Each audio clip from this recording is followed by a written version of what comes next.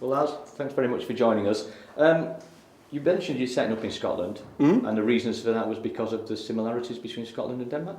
Well, we just recognise that Scotland is different to England, and Northern England is different to Southern England. So we're creating regional offices, and Scotland we see as the first important step. So it's a headquarters here in Edinburgh, and then there's an easy link into Copenhagen and Denmark. So it's a perfect match, climate-wise and cultural as well. So interesting times. You mentioned in your presentation that there was technology but not mindset. What did you mean by that? That my feeling is there's far too much sort of, almost if you say, engineers involved, and people are excited about sexy technologies, but the hard-nosed realities of what we need to do and the practical side, is less sexy but more important. And cultural change, if on an organisational level, country level, is the most difficult. The technology is there. It's adjusting to the technology or applying the technology.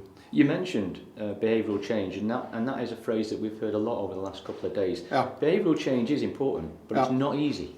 No, not at all. That's the problem. And not enough is focused on it. What created the behavioural change in Denmark and why they went down this route was the oil crisis of '74. That was a shock.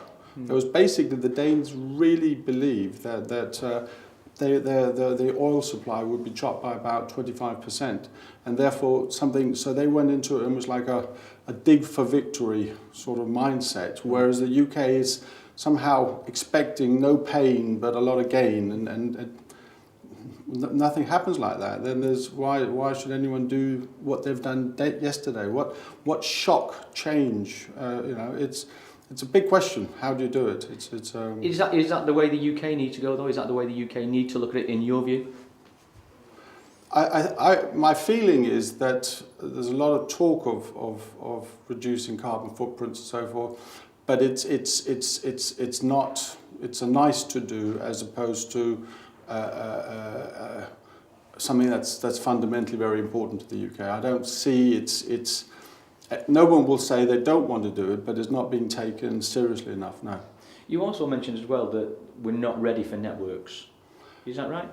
I would say we're not, because a heat network essentially starts with, it's built up of like a Lego system. So if one apartment in a building, or let's say 3 towel rails in let's say a 20 apartment building exist and they are bypassing, it undermines. So it is the communal, it's the fact that it's communal and everyone is linked to everyone is a change in the UK mindset. It's no longer my home's my castle, we've got to work together.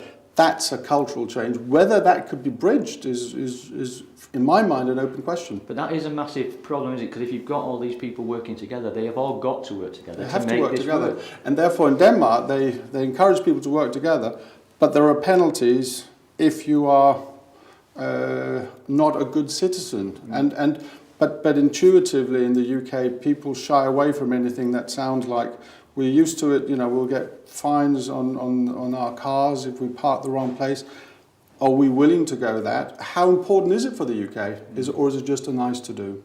Is that a way forward then? In your opinion, is that a way forward? I think if you want to do it, you have to take it seriously. And I can't see any other way. Behavioural change. How does behavioural change occur otherwise?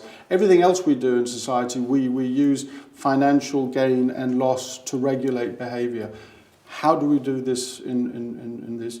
For me, is a fundamental question. What have you made of the conference today? It's always interesting to see, but at the same time, I ponder how fast is it going? Are we winning? And I think people are interested, but they're confused. Is probably my view on not just this conference, but what's going on in the UK as a whole. Thank you for joining us.